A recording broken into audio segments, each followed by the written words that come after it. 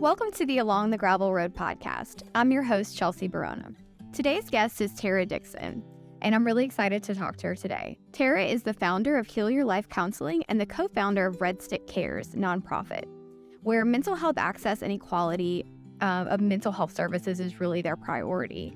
So through both organizations, they strive to provide care in a way that no one else does. And I've had the pleasure of getting to know a little bit about this organization, about the founders of it, and the way that they're able to sort of blend the two. They have their mental health counselors who then work to actually service programs for the nonprofit in a way that I have not seen before done in this community. It's been really exciting to learn more about them.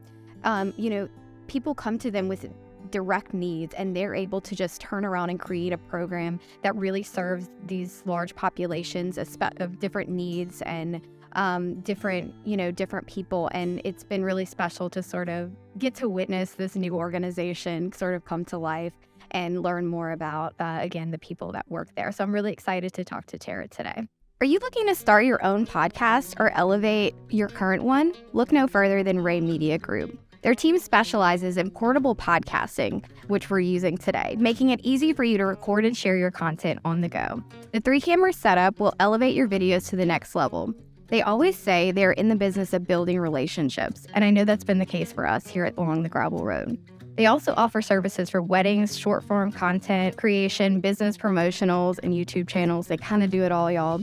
With their expertise and high-quality equipment, your message will be heard loud and clear. Contact Ray Media Group today to take your content to the next level. You can reach them at 225-772-7504 or email Ken at ken@raymediagroup, that's RHEA.com. Hello, Tara. Hello. I'm excited to be here. Yes, thank you so much.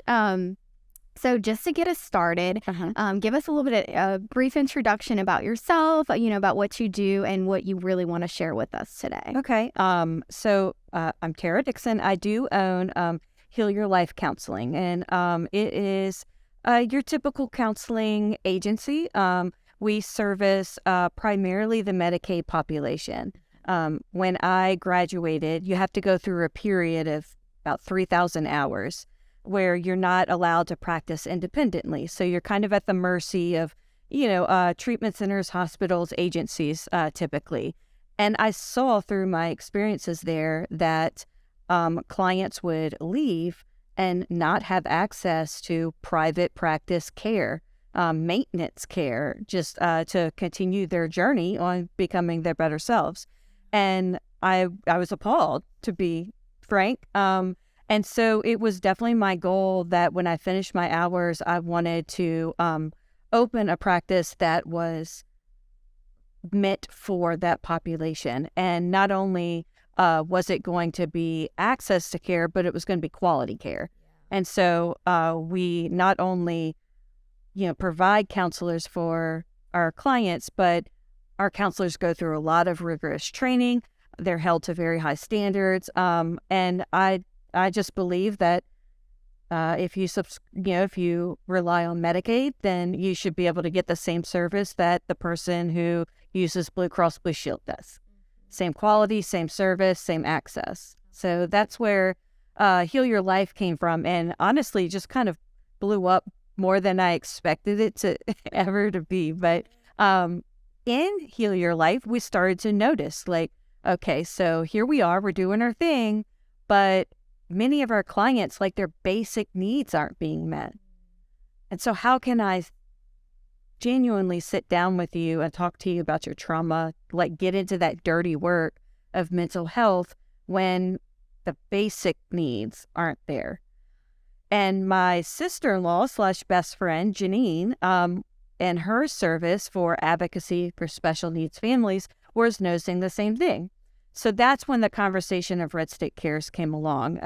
How do we still provide the service we're providing, but actually take care of the whole being of our clients, from their basic needs all the way to their most, difficult, challenging needs. So that's when Redstick C.A.R.E.S came about, and we started to put that nonprofit together to kind of fill in the gaps. Yeah, I love that. I love the mission, and I love the way that you're able to execute on it. I'm grateful to have met Janine and now met you, and sort of the even the way that y'all are connecting the community too has been really special. Inviting nonprofits to come out and really connect and explore how we can all work together and collaborate, because obviously we can't do it alone. And so that's been really, I've loved seeing it, and the growth that y'all have had just since October. Yeah, so not a long time, but the what y'all have been able to create, and the impact y'all have been able to make so far has been incredible. So congratulations. Well, thank you. I appreciate it. And thank you for bringing that here to Baton Rouge, and with all the things that you're able to offer. I was also sort of drawn originally to Heal Your Life before I met you, because of the way that you're focused on serving this diverse populations and diversity of needs and things like that, which you don't see as often, in the way you're able to provide access. That was something that I was like, we need more of this here. And so I was, before we even met or crossed paths, I saw that in that space. And so that's awesome. That's so special. So backtracking a little bit, what initially drew you to becoming a therapist in the first place? Okay. Well, I graduated with my bachelor's in special education. And to be honest, at the end of my college career, here, I was going to Southeastern. And so I was here in Baton Rouge. And I knew if I stay here, I was battling my own demons. I was battling my own depression, lots of suicidal, ideation there. And I thought, I'm going to die if I stay here. Like, there has to be a change. I've tried to change, and, I just need to throw a wrench into this cycle of negativity, basically. And so on a whim, my parents thought I was crazy, but I just started applying like all around the country just for random stuff.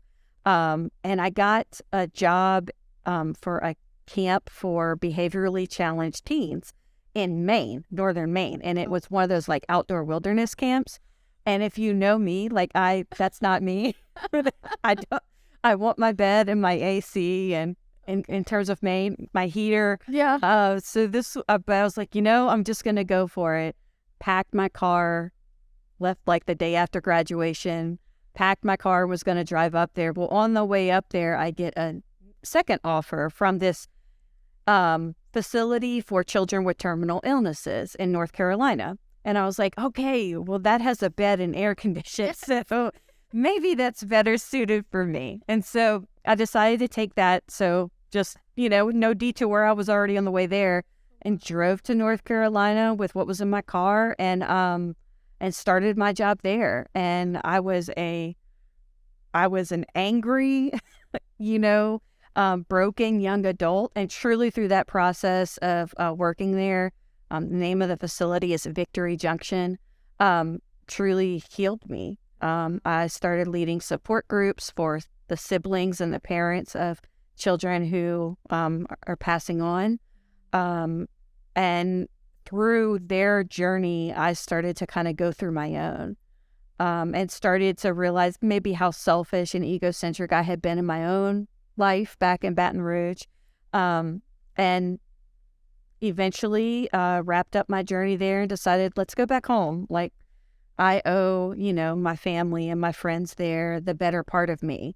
And so I came home and I worked in the special education world, always knowing that's not where I wanted to be, but that I needed to be there to pay for the master's degree. So I did that. I was a special education teacher, and while I was getting my master's in mental health counseling, and that's that. Got my master's and just took off, really. I've always been one of those that if you tell me no, I'm going to find out how to do it. And so when I was doing my internships and my hours to be fully licensed, there was a lot of no's. And so it was the push I needed to take the next step. Yeah, wow. That's a pretty wild story about how, like, what led you there, and just the sort of impulse, on a whim, getting that offer and just changing course. That's Yeah, it was about a week that all of it happened in. Like I said, my parents almost lost their mind. It was the decision that changed my life. And when you came back to Baton Rouge, did you said there's things different about you inherently, and you wanted to be able to then share that with the people that maybe didn't get to see that person that you were before. Did you feel like you had that opportunity? Did people notice a change in you?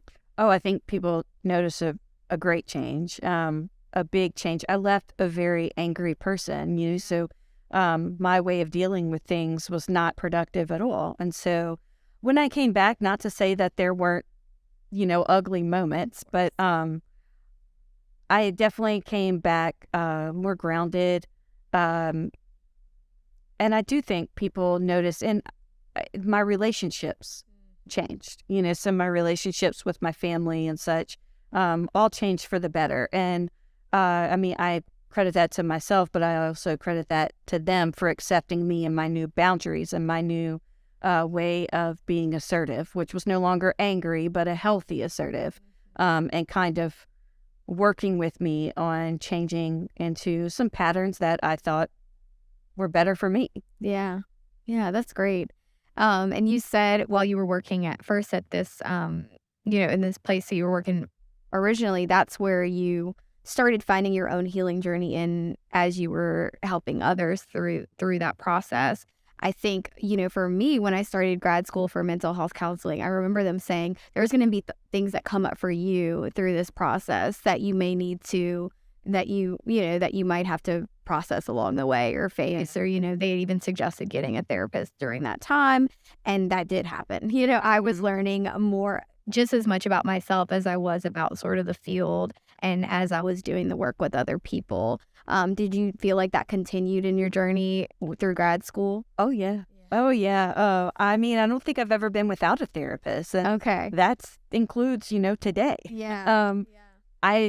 It's, our brain and our, the way that we process life. And to me, it's just as important as my heart health, as, my making sure my cholesterol is good. It's just as important as all of that. And so even on the, moments in life where I'm feeling like things are going my way and I'm coping and, thinking maybe I've grown, I still have a therapist. I still go to therapy, and it's just time for me.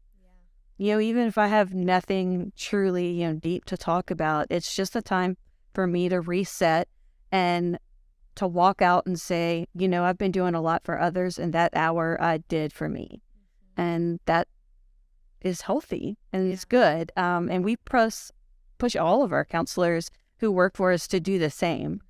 I want my clients who I sit down with and share the hardest times with to know that I value this journey as much as they do. And to me, that means that I need to do the work myself. Absolutely. Yeah, definitely. I like that a lot. So tell me a little bit more about Heal Your Life. Tell me a little bit more about Redstick and some of the some of the service that y'all offer, some of the exciting things that y'all might have coming up. I want to hear all about it. Okay. Where do I start? We offer 34 groups a week, or programs a week, and that varies. It looks different from every program. Grief, art. We even have a dance class coming up, and there's nothing special about it. It's just dance class. But at the end of the day, I truly believe human connection is the way to healing. And especially after COVID, we've had some challenges with human connection.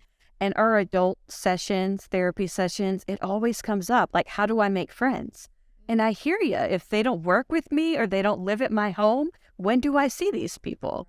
So how do you make friends as an adult? And so really human connection, anything that we can do to bring people together, start building a support system, share your ups and downs with peers who are going through the same thing. We believe that is a healing process in itself. And so some of our programs are more therapeutic based. like grief. We have one called The Journey for parents of children with special needs who just kind of got that diagnosis and are working through that. So those are more serious. And then we have others that's art, dance, exercise, get just a little bit of everything, gardening, to just bring people together. So there's a little bit of everything. We treat all ages. And we also try to intentionally pair our programs. If there's an adult component, there's a child component, so that for our parents out there who have the hardest job of any of us, they have no barrier to getting the support and the respite that they need. And so we tell our parents, whether that's bringing them and you want to take a nap on the couch out front, or if you want to go to the program, the adult version yourself, like let us do for you. So I like that. That's great. And that goes sort of back to taking care of these basic needs and taking away those barriers. You've recognized that first. Right. There's too many, I think there's so many times where these amazing programs happen, but you don't think about sort of, what about the parents? What about the timing and the transportation and things like that? And I think y'all have done a really great job at identifying first, taking the research. Research. That we've done a lot of research, and those are the three barriers to getting care in the United States is childcare, financial, and transportation. And so we intentionally try to erase those as much as we can. We are hand in hand working with CATS. When we looked for a building, it had to have a bus stop, period, the end, or it wasn't for us. And we have one, very proud of it. And our programs are free. You should not have to pay for every need that you have. And you shouldn't have to pay for human connection, which is innate in all of us. So we're doing our best to erase those three barriers. It's a work in progress. Yeah, y'all are the work that, I can't say it enough, that the work that y'all are able to do and that what y'all have been able to create in even such a short period of time knowing that those are barriers that y'all have been able to sort of get rid of is really amazing. Can you talk a little bit about, you've now mentioned a couple of experiences where you've been a part of this idea of a support group as opposed to just this one-on-one support. What have you noticed about, I think there's probably people that maybe hesitate to join a group space as opposed to doing that one-on-one counseling. Can you talk about the differences there and what you've maybe noticed, or what, some benefits of being a part of a group as opposed to, or in addition to one? I think the greatest support is building out your very own personal support system. And, sometimes our family, our closest friends, they're too close to it to be helpful sometimes. And so when you have these new peers who do have a stake in your, health and you being happy, it's not nearly what our family or best friends have. And so it creates a support system that could be very objective with you and help you process things in a way that's not quite as emotionally charged, I guess. Yeah. It's funny because our grief group is one of the popular ones. It's actually called Life After Loss. So, but it is a grief group, and people are always, I can't wait to go to grief group. That's such a weird thing to say. But I think it's because when you talk to your family and friends and you're sad, they go into fix-it mode. Yeah. That's what their job is. Yep. And that's great. But there needs to be a place where you're just allotted the space to be sad and for everyone to sit with those uncomfortable emotions. And no one in that group feels the need to come in and swoop in and save you. And I think for us, what makes groups more approachable is that we do it in a different way. And so this is not, let's all sit in a circle and have our tissue box. We try to always have activities going on and believe that sometimes when we do things with our hands, it helps our minds open up. So, even if we're processing grief, but we're making lip scrub, the way that it's amazing to see the way that people start, that anxiety melts off when there's something else to do. And so the way that they start opening up and speaking words that they haven't before, simply because that anxious part of their brain is now occupied with something. And so I think that's what makes our groups a little more palatable, for those who attend. Hey y'all, Brandon Barker here with Barker Property Management and Commercial Real Estate. We use our knowledge and experience to offer a comprehensive plan and provide property management and commercial brokerage services across Louisiana. Our business was founded on the value of being responsive to our customers and protecting our clients' assets. We proudly support the You on a Loan project and the Along the Gravel Road podcast. At the end of the day, you walk away saying, I had fun. Yeah, wow. And a grief group. Yeah, for the grief. Yeah. Or whatever, insert whatever. Yeah. Even our relationship trauma group, and we've all had that, they are upstairs in their group, and from downstairs, I leave the group that's downstairs at the same time, and we're always, the clients who are with me are always like, wow, I want to be in their group. And I can't say anything, but I'm like, no, you don't. You don't want to have that in common. But they just have a blast. A few weeks ago, they made hip hop rap songs about the with some some choice words, but speaking to the nasty voice inside their head that was developed during these relationships, and they had the best time, like going at their voice in their head. So they were beating on the tables, and those are kind of things we do. We have to do it in a different way. Yeah, and you're able really to be able to find a space where people understand, where you're able to connect. And even if y'all haven't been through the same thing, it can, end up looking pretty similar in the ways that you're trying to cope with it and deal with it and heal from it.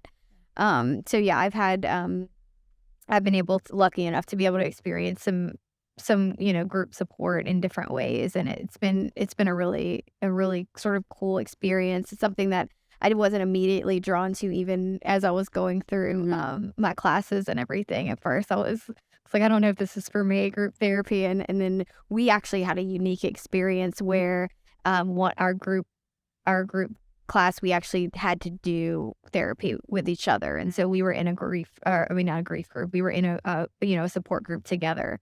And that experience, we started to recognize the ways in which we were sort of on this similar path, and some of our struggles, while again didn't look the same, we, what we were going through was pretty similar, and we were able to sort of, we realized we were going through it together, and that felt a lot more manageable than going through it. Yeah, it helps that loneliness melt away. Yeah. And many of us put on masks for the public and our jobs and our kids, and it is a necessary evil some days. But it creates a very lonely feeling, because when no one knows you, it's a very lonely spot to be. And so this is the place where that mask is not necessary. One client said, I'm a mess, but everybody here's a mess. Yes. And I think we all can relate to that. Yes. And we all feel that way. Absolutely. And we really, we do a good job with our counselors to make sure that they bring their human side. If you are leading this group, you're part of it. And so they also bring, the fact that they're a mess, and that's that we're all just experiencing this wonderful thing called life together. Yeah. So it can't, you do a lot of things, obviously, and it can't necessarily always be easy. And you're running, you're essentially running 2 businesses and potentially more. I don't know what else you have on. Nope, just okay, great. You never know. What has been some of the, more difficult things you've gone through? And then we'll kind of get into some of the highs of the experience. Learning how to be a leader, I don't like the word boss, but learning that was difficult.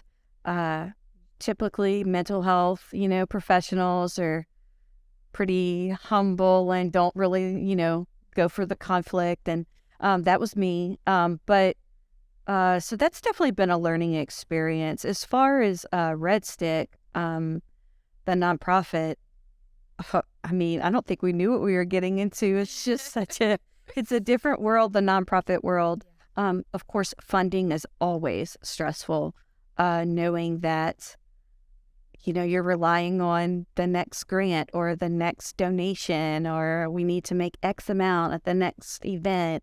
And for us who are trying to do a job that's not money based, having to focus so much on financials feels dirty sometimes, because you don't want to put a price on anything that we're doing.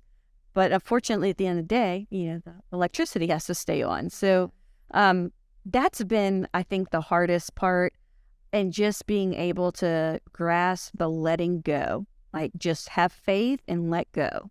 Today we can do this, and we're grateful to do it today. What 2 weeks from now looks like, we don't know. And if you focus on that, it becomes more daunting, the financial side. So we just focus on feeling blessed for what we get to do just today. And then we'll deal with tomorrow. Yes. Yeah, exactly. I was having a conversation with somebody recently and sharing that, in this nonprofit space, how difficult it was. And I kind of came to the, I had to, at some certain point, and it really just happened as I was feeling really overwhelmed, and I was always stressed about it. And that anxiety was just taking over. I was like, I have to just be okay with what we're able to do. Exactly like you said, right now, today, with the resources that we have currently. And, obviously there's planning, there's research, there's all these things we can do to put in place to make us, to make it successful. But there's still only so much under our control. And obviously that's a good message for any part of your life, but especially for this, I think it's not easy to do this. And the money part is, I share that. Like, that has definitely been really difficult. It is. And I don't know that I realized it would be until we got into the nonprofit world and we started to meet all these beautiful humans who are doing other amazing things. And then you start to realize how wonderful of a city we truly are. The news doesn't show it, but there are so many people in the trenches doing the good work. And that's a beautiful thing. But the money has to support us all, so we're all going through this funding, and we are all trying to find unique ways. So a lot of times when, if we don't get the grant, or, this event didn't go quite as well as planned, in our team meetings, we try to refocus and say, whoever got that grant, we have to remember that they're doing amazing things, that there's lives that will be changed because of it. And it just wasn't ours to change today. Yep. And it's just growth. Faith, patience, all of those. Yes, you absolutely have to have all that to be in this space. And, I think at the end of the day, it's because it is mission driven and it is about the people that you're serving.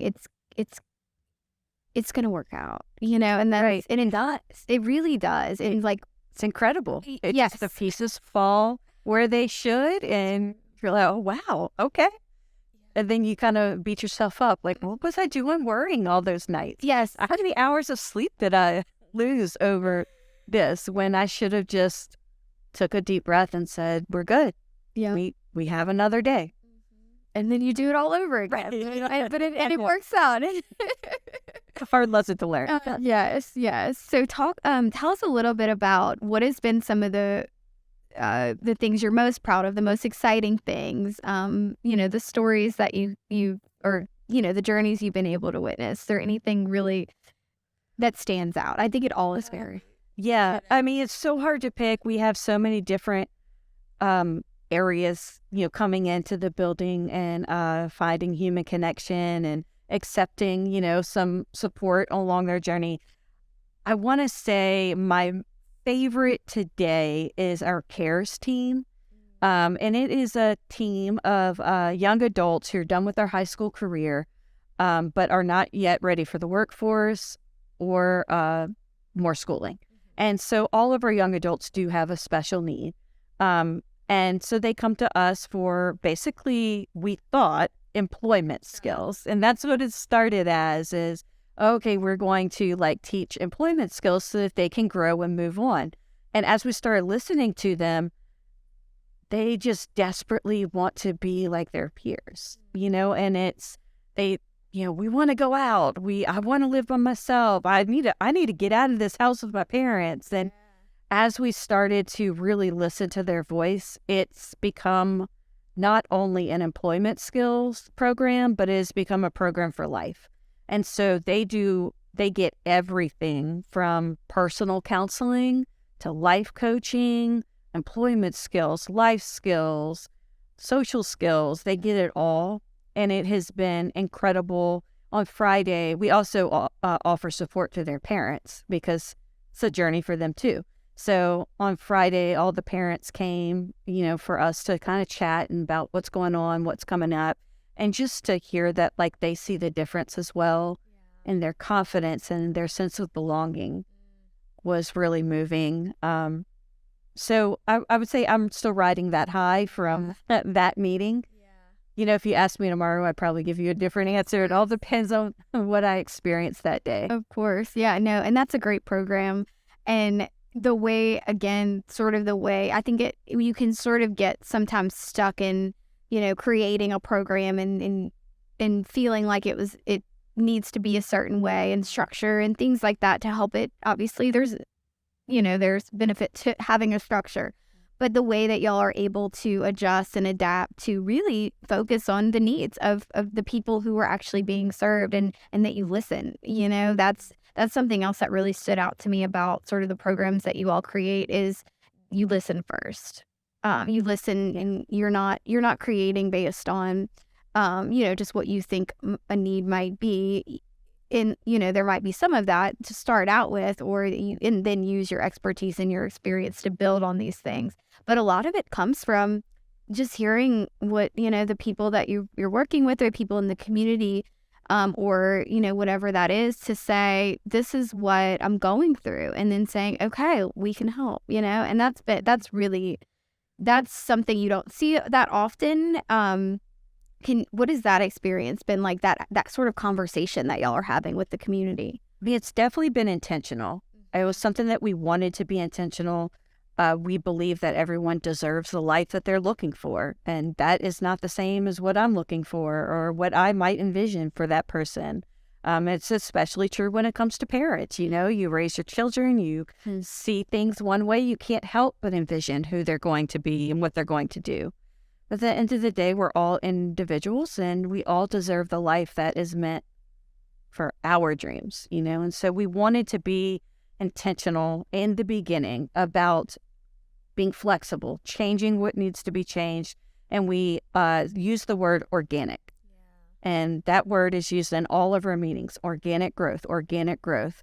Just because I think it's good, just because someone else is proud of it, or because we spent 100 hours on it.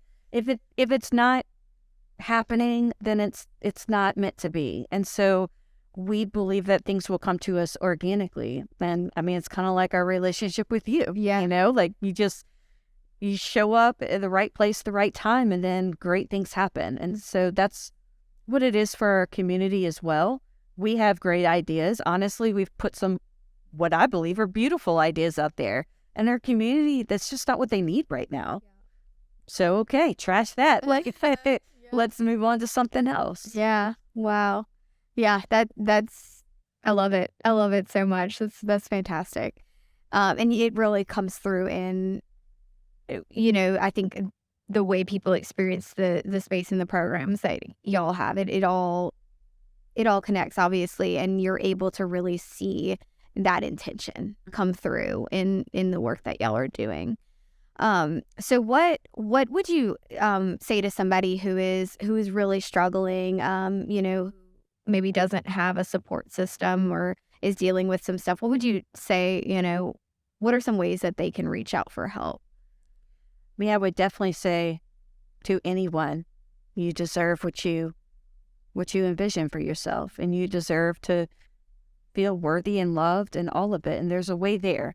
And we hope we can be that way for you. If you choose to reach out, we will do our darnest to be that way for you. It's easy to reach out to us. It's one of the things that we champion. We guarantee that you will talk to a human on the other end of the line. We don't believe in robots. Yes. And before you get off the phone, there will be an action item. So we try to avoid any, open-ended. If you call for help, we're going to get it for you, Yeah. regardless of what that looks like. And then we also guarantee that support within 72 hours. So if that is an individual session, a group session, a program you can go to, whatever that might be, we offer that within 72 hours. We don't believe in wait list at all. Yeah. If you need help today, get it today. So call. Just call. You can even go to our website and fill out a form, and someone will call you and email you. We even send, funny jokes and affirmations to brighten your day. So it's a very easy process. Our number is 225-351-CARE, C-A-R-E. We call it our CARES line. So 351-CARE. Nice. And we'll make sure that'll be in the show notes. That'll be on the website. We'll share we'll share your website and all your details as well. And so I think that seems to be another obviously barrier that's coming up. We have this shortage of mental health professionals. Are y'all, and you mentioned not really having wait lists, but individual counselors, do y'all have open space right now? Are y'all facing that same, struggle? Right. We have open space. Okay. We do our director of counselors, who she's kind of over the whole big picture. So she does a lot of tracking our growth. How many people are we, new intakes are we bringing in on average? In that case, how many counselors do we need to bring on to, fit that growth and to make sure that we can abide by that 72-hour, and the importance of making sure people get help immediately. So we're always tracking that. It's always like, we have a 3-month, 4-month plan of tracking it. So there's always new counselors coming in, getting onboarded. And we also have great relationship with all of our universities. So that is helpful as well in getting resources. So awesome. Yeah. That's really good to see. I think that's one thing people will, ask me about referrals for therapy and things like that. And a lot of times I'll sort of dig in a little bit, and I'm faced with the same challenge they are, that it's hard to find somebody right now. And so that's a resource. Y'all check it out, for not just individual counseling, obviously, for all the other amazing things that y'all are doing to really fill in that whole self-support that y'all are trying to offer. There's kind of something for every point in your journey and every piece and part of what people are experiencing. So as we wrap up here, I want to, is there anything that, our audience, if they're like, I really want to get involved, I want to support your cause. Is there any ways for people to get involved or support? Absolutely. All the time. We have coming up this Saturday, which we're praying that it doesn't get rained out. Forecast isn't looking good, but every second Saturday of the month, we have a makers market. Okay. Where all of our community comes out. We have lots of different artists. We have people who, bake. We have a petting zoo. It's a family fun event. So that happens every second Saturday of the month. If you drive on Essen, you will see the giant signs out reminding you that it's coming this weekend. And then one big thing that we have coming up April 29th is a crawfish cook-off. We're having a competition. So far, we have 9 cooks coming out to share their secret recipe. And we have some judges coming out who will, award. There's going to be bands, just lots of fun, some cornhole tournament going on. You can, if you'd like to be a cook and try your hand to get the trophy, you can do that on our website. And if you want to come and eat all the crawfish you can handle, you could do that as well. Wristbands are $20, and you come for the day and enjoy all the crawfish you like. Awesome. Okay. And all of that can be found on our website. Share that. Or you could buy it at the door once you get there that day. Yeah. Perfect. So yeah, we'll make sure that everyone has that information. We'll share all of y'all events that y'all have coming up. And that is another thing. Like, y'all do more than just sort of the individual or the group programs. Y'all are also constantly y'all welcome the community into your space. And so there's always ways it feels like, to get involved in what y'all are doing. We always want safe things happening. Yeah. And I mean safe for everyone, for our special needs community, for our adults to go and have friends, to know they're be there. Social anxiety is a thing. So sometimes just knowing where you're going to be and who's going to be there can alleviate that. And you can have a day of human connection. So we just, of course, we're alcohol free, all of that for our sober community. So we just want to constantly put out safe happenings. Yeah. To, hopefully press that human connection a little further. Yeah. Awesome. And so as we wrap up, what would be one thing that you would want people to take away from this conversation that we've had today? Oh, that's a tough question. There is good. There's good in this city. There's good happening. There's good in your circle around you. Sometimes we have to look past what's right in front of us to find it. Don't lose that hope, and activate that hope by making a step to do something to find that good for yourself. Yeah. I think that's really important. I'm glad you shared that. That's something that that I've really come to know and love about this community, is there is a lot of good here, and there's a lot of good people doing good. And so, there's so many ways, if you're looking for that help or support, there is options there. Obviously, all the work y'all are doing. If you're looking to be that person for somebody, if you're looking to actually make an impact and do some good, there's your organization. There's so many organizations here and people here that, to provide that opportunity to really be able to see the impact that you're making. Like, you really can, as a single individual here, do a lot of good and make a lot of impact. And that's been something really kind of cool to see and special to see and recognize about, this place that we live. Because just like you said, it can be really hard to sort of find the good sometimes, but there is so much of it. And y'all have so much of it too. Y'all are creating so much of that, which is just why I'm drawn to, everything that y'all are doing. So thank you. Thank you so much for sharing that with us today. Thank you. Thank you for what you're doing. And we look forward to continue to work together. Absolutely. Yeah. So thank y'all all for listening. We are going to take a little break during the month of May. So after this episode, we're going to take a little break. We're going to get some rest and take care of ourselves. And then we'll be back in the summer with more episodes.